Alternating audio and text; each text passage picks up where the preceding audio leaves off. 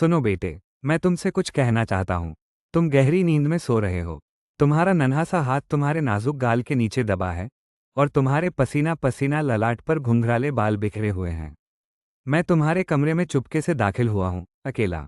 अभी कुछ मिनट पहले जब मैं लाइब्रेरी में अखबार पढ़ रहा था तो मुझे बहुत पश्चाताप हुआ। इसीलिए तो आधी रात को मैं तुम्हारे पास खड़ा हूँ, किसी अपराधी की तरह। जिन बातों के बारे में मैं सोच रहा था वे ये हैं, बेटे, मैं आज तुम पर बहुत नाराज हुआ। जब तुम स्कूल जाने के लिए तैयार हो रहे थे तब मैंने तुम्हें खूब डांटा। तुमने टॉवल को चेहरे पर केवल एक बार थपकाया था। तुम्हारे जूते गंदे थे, इस बात पर भी मैंने तुम्हें कोसा। तुमने फर्श पर इधर उधर चीजें फेंक रखी थी, इस पर मैंने तुम्हें भला बुरा कहा।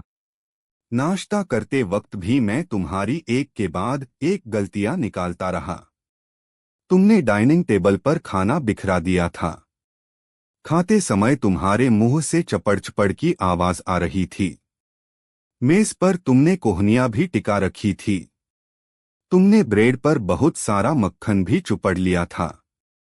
यही नहीं, जब मैं ऑफिस जा रहा था और तुम खेलने जा रहे थे और तुमने मुड़कर हाथ हिलाकर गुड बाय डैडी कहा था, तब भी मैंने भ्रिकुटी तानकर टोका था, अपने कंधों को तानकर रखो। शाम को भी मैंने यही सब किया।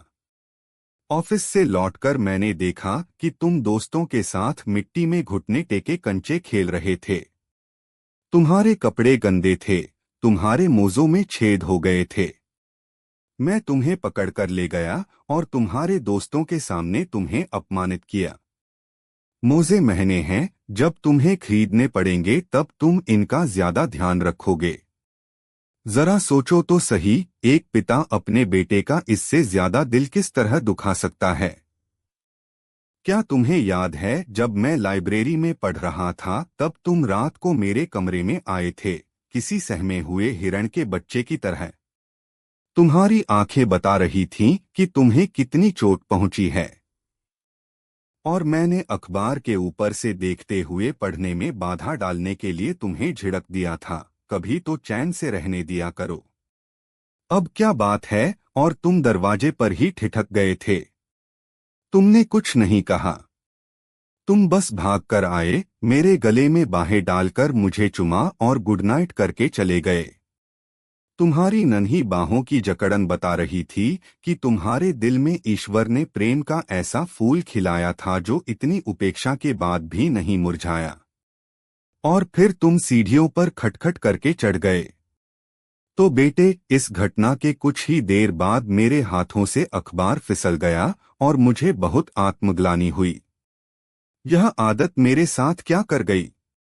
गलतियां ढूंढने की, डांटने पटने की आदत सी पड़ती जा रही है मुझे। अपने बच्चों के बचपने का मैं यह पुरस्कार दे रहा हूँ।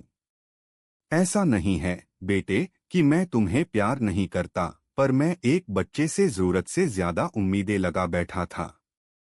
मैं तुम्हारे व्यवहार को अपने समय के पैमाने से तौल रहा था। और तुम बहुत ही प्यारे हो, उतने ही अच्छे और सच्चे हो। तुम्हारा नन्हा सा दिल इतना बड़ा है जैसे चौड़ी पहाड़ियों के पीछे से उगता सूरज।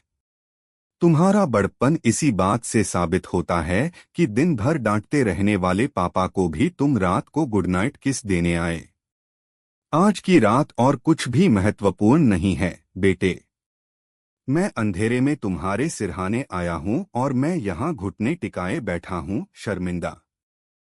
यह एक कमजोर पश्चाताप है। मैं जानता हूं कि अगर मैं तुम्हें जगाकर यह सब कहूंगा तो शायद तुम नहीं समझोगे, पर कल से मैं सचमुच तुम्हारा प्यारा पापा बनकर दिखाऊंगा।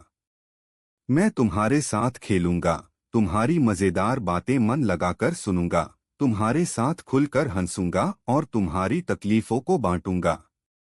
आगे से जब भी मैं तुम्हें डांटने के लिए मुंह खोलूंगा तो इसके पहले अपनी जीभ को अपने दांतों में दबा लूंगा। मैं बार बार किसी मंत्र की तरह यह दोहराऊंगा, वह तो अभी बच्चा है, छोटा सा बच्चा। मुझे अफसोस है कि मैंने तुम्हें बच्चा नहीं बड़ा मान लिया था। परंतु आज जब मैं तुम्हें सिकुड़कर और थके हुए पलंग पर सोया देख रहा हूं बेटे, तो तुझे एहसास होता है कि तुम अभी बच्चे ही तो हो। कल तक तुम अपनी माँ की बाहों में थे, उसके कंधे पर सिर रखे। मैंने तुमसे बहुत ज्यादा उम्मीदें की थीं, बहुत ज्यादा।